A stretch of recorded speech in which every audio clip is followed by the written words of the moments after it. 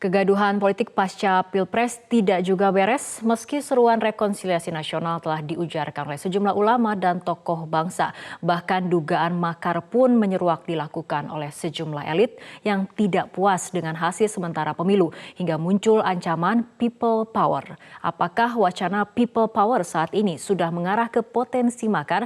Kita akan mendiskusikannya bersama pakar hukum yang juga mantan Hakim Agung, Bapak Gayus Lumbun. Selamat malam, Prof. Gayus. Selamat malam. Prof. Gayus, dari pandangan Anda sendiri ada sejumlah tokoh diadukan dan diusut dengan pasal makar untuk Egy Sujana bahkan sudah menjadi tersangka.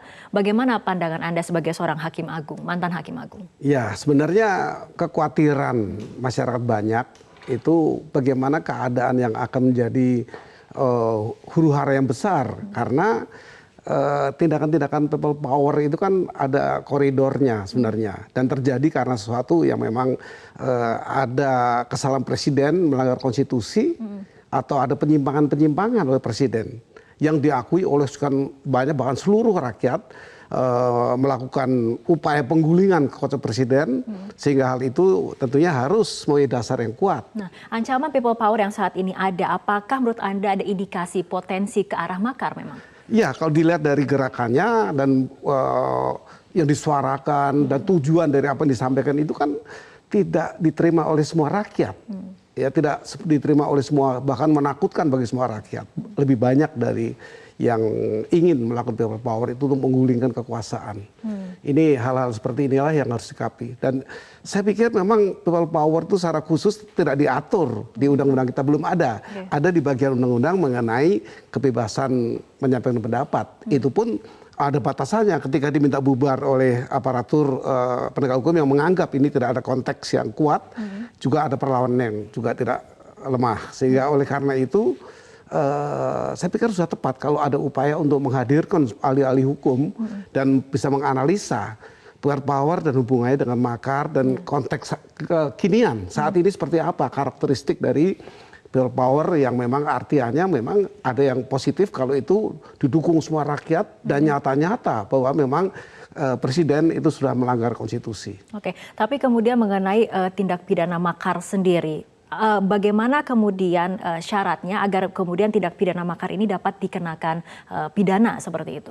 Kalau untuk makar dan tadi kan kita bicara mengenai people power. Kalau makar jelas diatur di KUHP ya. Bahkan hal-hal yang mengarah kepada makar itu kan sudah jelas batasannya. Untuk melakukan makar ini berakibat seperti apa. Paling tidak ada beberapa pasal yang mengatur mengenai perencanaan makar. Perencanaan pun sudah diatur di KUHP. Seperti misalnya orang menyediakan tempat, ikut serta bergabung, itu ada ancaman hukumannya.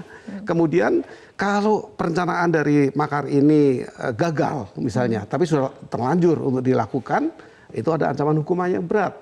Kalau dia dibatalkan, tidak dijalankan atas kesadaran, ya mungkin ancaman hukumannya akan menjadi berbeda. Oke, artinya untuk kasus-kasus yang saat ini sedang berjalan di polisi yang sedang diproses, menurut Anda ini unsur hukumnya kemudian sudah terpenuhi semuanya? Saya pikir kepolisian itu sudah profesional sekarang, pandangan hukumnya maupun tindakannya. Jadi tentu kita serahkan kepada kepolisian, pihak kepolisian akan nanti melakukan bukti awal yang kuat sehingga nanti bisa diproses secara hukum lebih lanjut dan bermuara ke pengadilan. Oke, dan kemudian kalau misalnya kita lihat dari langkah pemerintah sendiri, terutama untuk Kemenko Polhukam yang kemudian membentuk tim asistensi hukum untuk menjaga stabilitas nasional, bagaimana sebetulnya pandangan dari Prof. Gayus? Apakah memang ini urgent dibentuk atau seperti apa?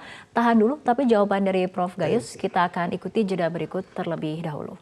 Pemirsa, kita akan lanjutkan kembali perbincangan masih bersama pakar hukum yang juga mantan Hakim Agung, Profesor Gayus Lumbun. Prof. Gayus, ini mengenai tim asistensi hukum. Menurut Anda, apa urgensinya pembentukan tim asistensi hukum yang dibentuk oleh Kemenko Polhukam ini? Bagi pandangan saya ini sangat urgent ya. Kalau kita lihat yang dilibatkan itu semua ahli-ahli hukum. Ahli-ahli dalam artian pikirannya adalah akademis ya. Dia akan netral dan juga objektif. Jadi bagi saya apa yang dirancang oleh Pak Wiranto, Menko Polhukam ini sangat arif ya, sangat bijaksana untuk bisa menghasilkan hasil yang bisa mengkaji nanti. Karena kejahatan-kejahatan yang diatur undang-undang ini oleh undang-undang cukup lama. KUHP misalnya, nanti kan ada pembaruan lagi, revisi di KUHP yang baru. Tetapi sebelum itu kan perlu para ahli memberi masukan bahwa karakteristik yang terjadi kejahatan diduga makar dan sebagainya itu bisa dituangkan dalam satu paham. Oke, karena ada kemudian yang menilai bahwa kan Indonesia sudah memiliki perangkat hukum yang jelas, ada KUHP, ada KUHAP, ada penegak hukum, kepolisian sendiri misalnya seperti itu. Ya, pakar-pakar ini akan memberikan satu pandangan di luar itu. Apa-apa yang ada di KUHP ya sudah dipahami dengan pendekatan menafsirkan undang-undang. Tetapi undang-undang yang sudah cukup lama ini, saya bilang 100 tahun lebih KUHP itu, dan ini makar hanya ada di KUHP ya, di undang lain seperti undang-undang mengenai kebebasan berpendapat itu terlalu kecil berkaitan dengan makar. Oleh karena para ahli diperlukan. Nah, berkaitan tadi sudah disinggung mengenai kebebasan berpendapat, ada juga yang mengkhawatirkan dengan adanya tim ini, apakah nanti pada saat kita berbicara akan langsung dibungkam ataupun diberangus seperti itu atau bagaimana? Oh, tidak, karena di undang-undang itu juga disyaratkan hal-hal yang dilarang untuk dilakukan, termasuk ketika diperingatkan oleh aparatur ya harusnya menyadari atau kooperatif. Jadi hal inilah yang nanti akan diberikan masukan hukum oleh banyak puluhan ahli hukum itu untuk bisa memberikan masukan. Oke, dari pandangan Anda sendiri output seperti apa yang seharusnya bisa diberikan oleh tim asistensi hukum? Karena kalau misalnya kita lihat ternyata ada masa jabatannya mulai dari 8 Mei hingga 31 Oktober masa tugas dari tim asistensi ini. Tugas selalu ada masanya sehingga nanti apakah akan diperpanjang atau dibulat dalam satu bentuk kelembagaan itu nanti setelah berjalan. Tapi pandangan saya Menko Polhukam ini sangat arif untuk tidak secara otoriter membuat putusan sendiri, membuat kewenangan sendiri, tapi mengajak para ahli untuk memberikan pendapat. Bahkan pengadilan pun seringkali meminta ahli, mendatangkan ahli dalam satu perkara. Artinya ini sudah sesuai dengan koridor hukum yang memang harus dilakukan dan tidak otoriter. Artinya pembentukan tim ini nuansanya memang nuansa hukum, tidak ada nuansa lain, misalnya nuansa politis. Ya kalau diperhatikan sosok dari para ahli hukumnya yang di luar partai politik, ya tentunya ini akan sesuai dengan apa yang diharapkan, tidak terlibat dengan kepentingan.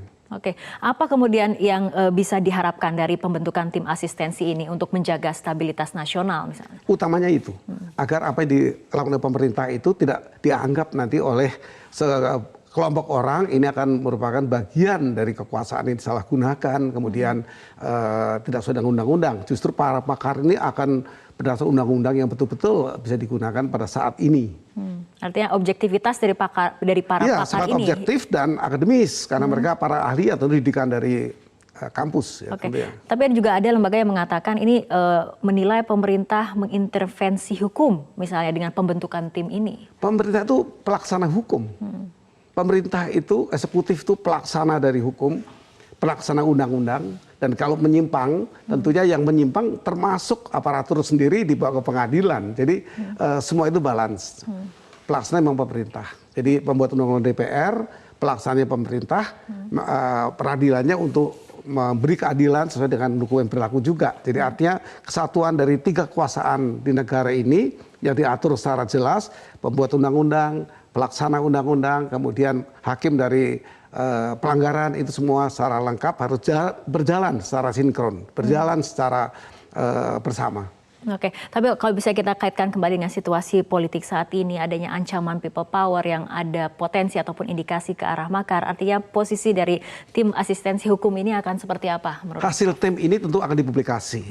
Bahwa pendapat para pakar yang dilakukan di Menko Polhukam itu akan memberikan panduan. Masyarakat akan sadar nanti bahwa sebenarnya mereka yang tidak tahu, hanya dengar-dengaran, kemudian dihasut, diajak. Kekhawatirannya adalah yang menghasut maupun yang berhasil dihasut juga mendapat ancaman hukuman.